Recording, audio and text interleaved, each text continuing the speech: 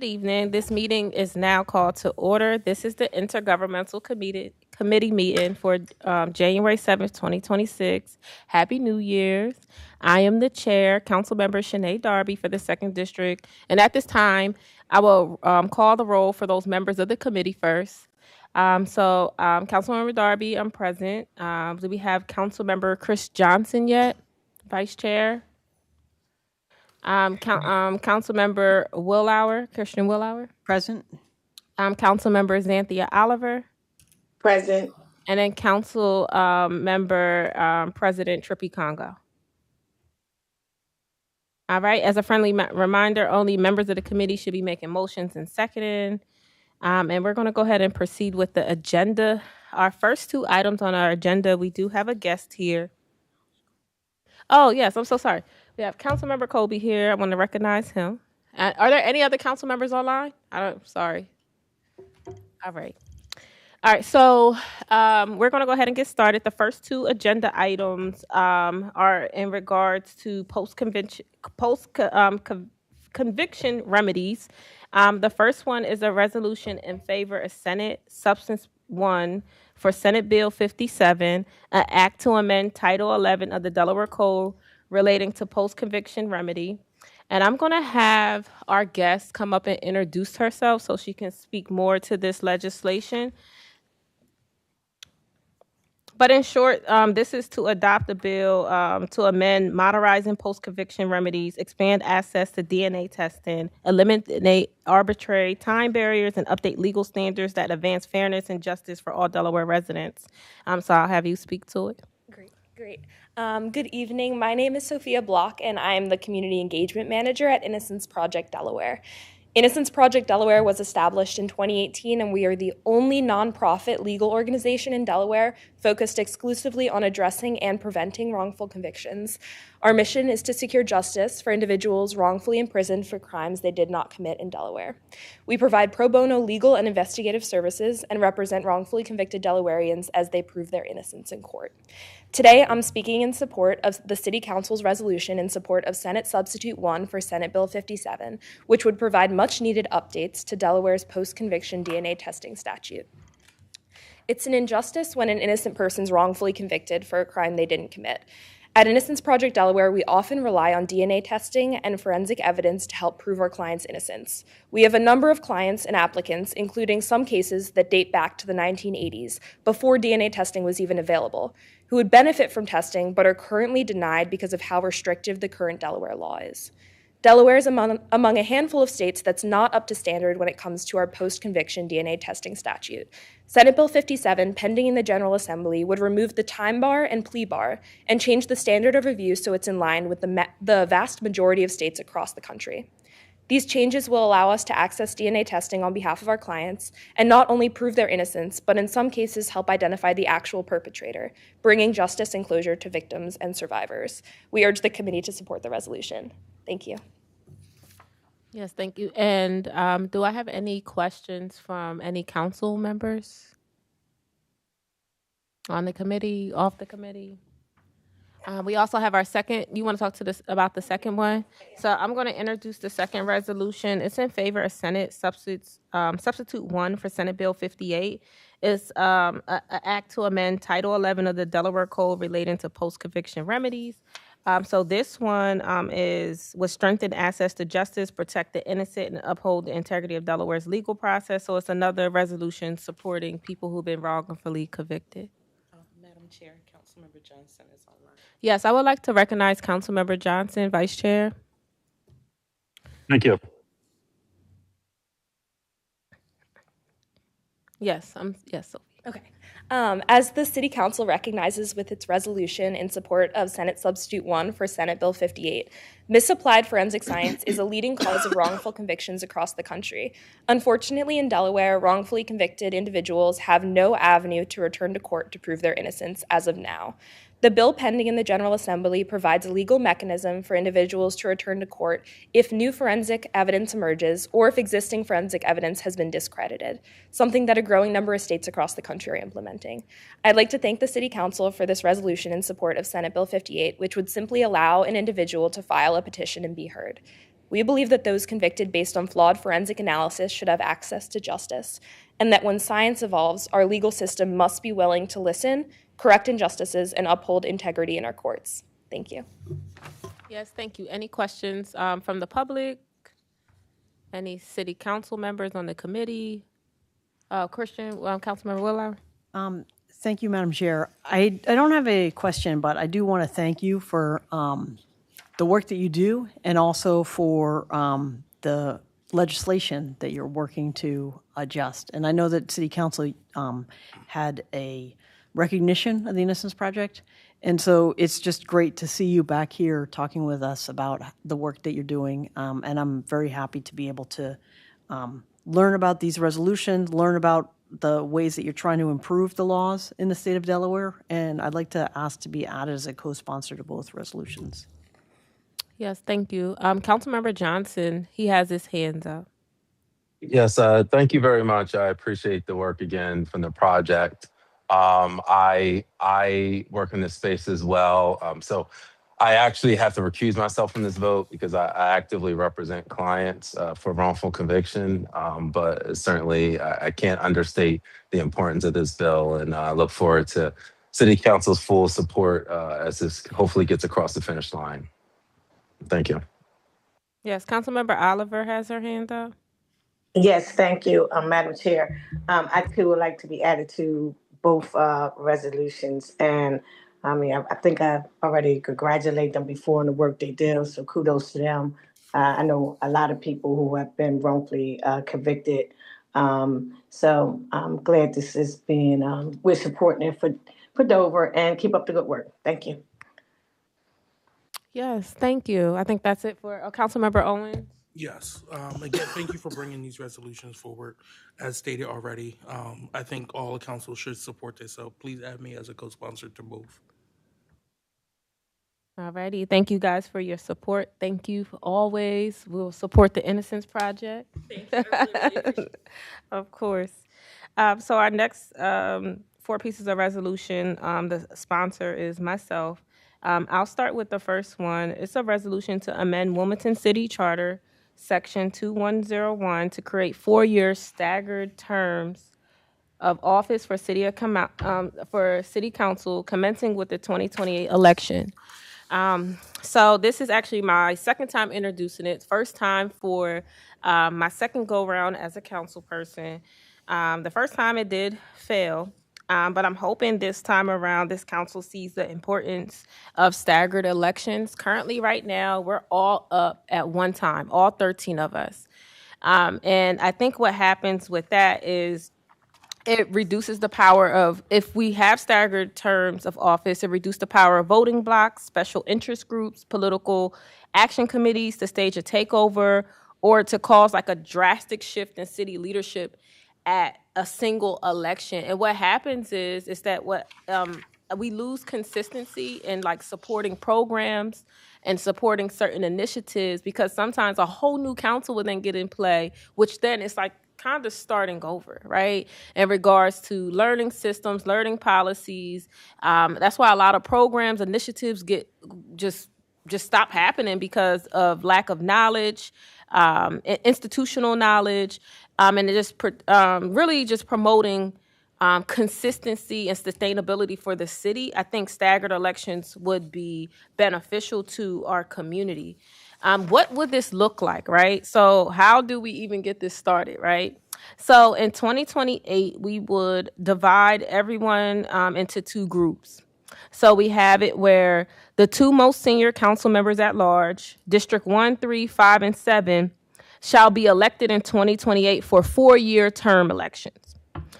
Now, the others, the other council member at large, the councilmatic districts 2, 4, 6, and 8, they'll be elected for 2-year terms, right? So then that would then start the process of us having staggered elections. So I'm going to open it up to my colleagues for any questions, comments, thoughts about this piece of resolution. Yes, Councilmember Owens. Yes. Just a point of clarity. I see that you divide that council members at large and the district members. When would the council president be up. I'm not sure if I'm missing out or All not. right. Well, I was really focused on the 12. I guess. Yeah, I was really focused on the 12. I guess the council president. Never mind, I see it. Yeah. Okay. All right. So yeah, so I guess the office at the general election office, he will be in the 4-year term. Okay.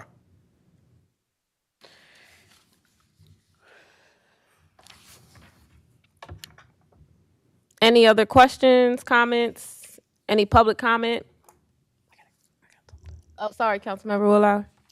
Thank you, Madam Chair. So, I definitely think the idea is a good one, and we have seen on council sometimes, the voting blocks. My only question is, people vote, a lot more people vote when there's a presidential election happening than in the off years. I agree. So I just worry about that dynamic with city council.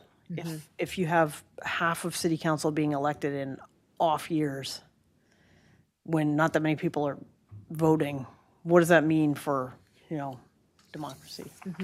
No, I definitely understand that and know that voting does decrease when it's not a presidential election year.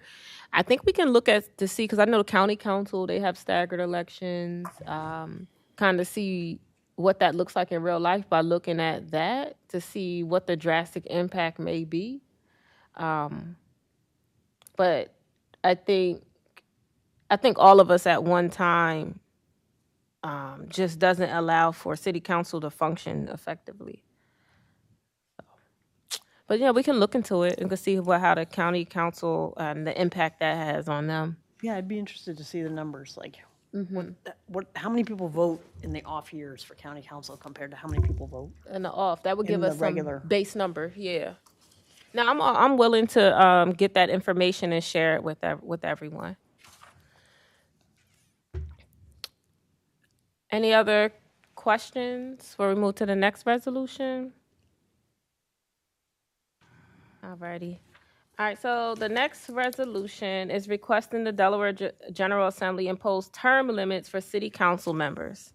I'm just gonna be honest, I think dying in the seat is crazy. And not allowing for newer and/or younger people to be a part of an ever-changing society, I think that has to end.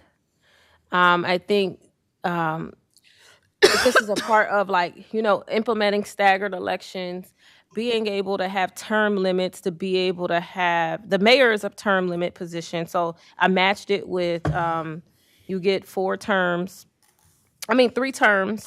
as a city council person in each representative capacity. So council member elected from a council member district and council member at large and president of the council. So pretty much that's what this states. It's just that no more than 3 terms in each representative capacity. Any concerns or questions? You were showing me something? Oh, yeah. Thanks, Madam Chair. Yes. I just had a question here. I see here each council member shall receive a salary at a rate of $8,000 a year. That's a little bit less than the current salary. Yeah, so the thing that's underlined is what we changed. So that's already in there. Oh. Yeah, the only part that was added was the underlined part. The rest of it was not my doing.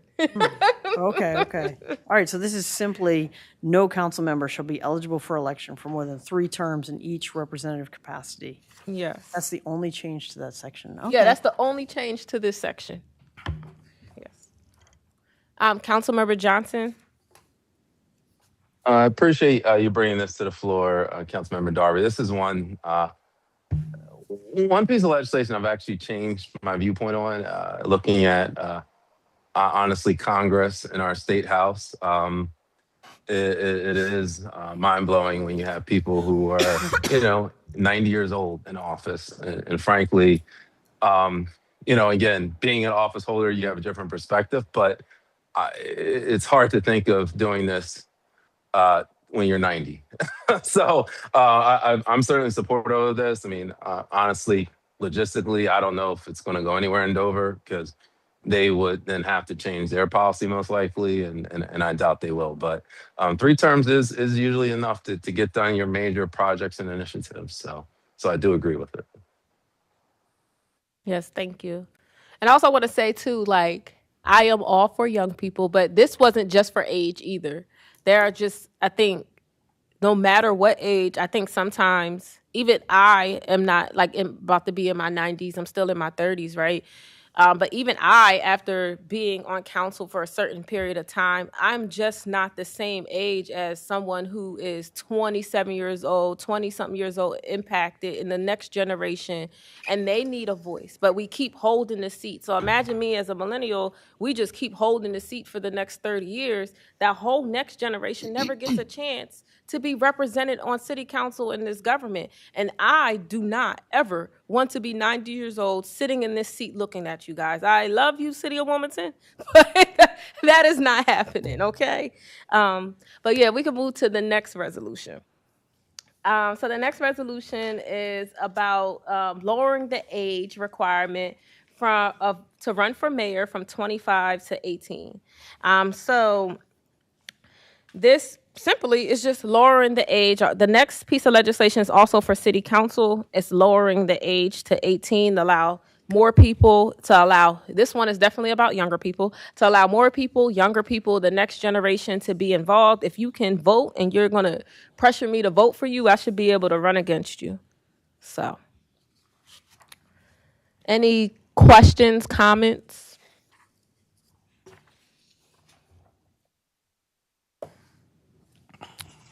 Alrighty. For the mayor one, any questions or comments for the city council from 25 to 18, lowering the age requirement to run for city council? Yes. Thank you, Madam Chair. Thanks, Councilmember Darby, for bringing this up. What I think this does is it just lets the people decide. Why should we be setting these kind of arbitrary rules around when somebody is qualified? And I think the thing about running and having a platform and talking about, you know, how you're going to serve the community, let's let the council members or whoever's running for office make that case to the people. So I appreciate the fact that you're looking to make these changes. Thank you. Yes, thank you. And I look at what's happening in other states and cities. You have 18, 19, 20-year-olds who are changing their cities in their states, who are bold, who are courageous, who are coming up with new ideas. And I just feel like I'm so sorry. Our city, our state, other places just stay stagnant because we have the same people in power for so long. And they're in there and they're aging. And then the younger generation never gets a chance to be a part of decision making. So I think it's time that we have these conversations. Do I think the state is going to do this? Probably not, honestly. But I think it's important for these conversations to be had. I think it's important to have people who are going to push the narrative.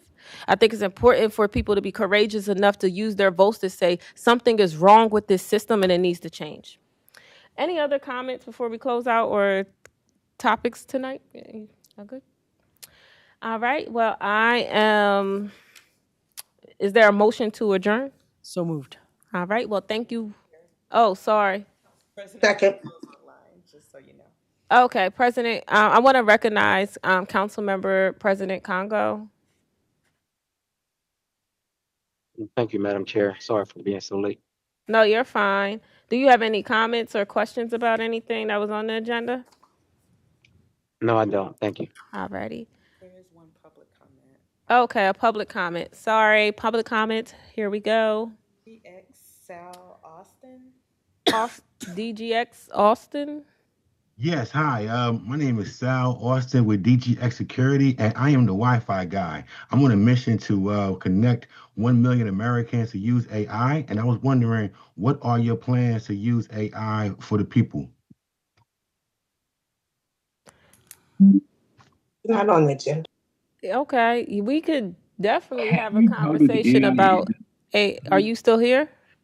Yes. Today, we're going to go through if you actually could do that. This is an episode based on an article I read by Ben. All right, I think he needs to be muted. Excuse me. I apologize. I apologize. I'm back though. Excuse me. Okay. All right. Well, thank you for your comment. I think the conversation about AI is key and important. Maybe we can bring in some experts to have that conversation, or someone who's well versed in more than AI. I just use Chat GPT. Outside of that, I don't know.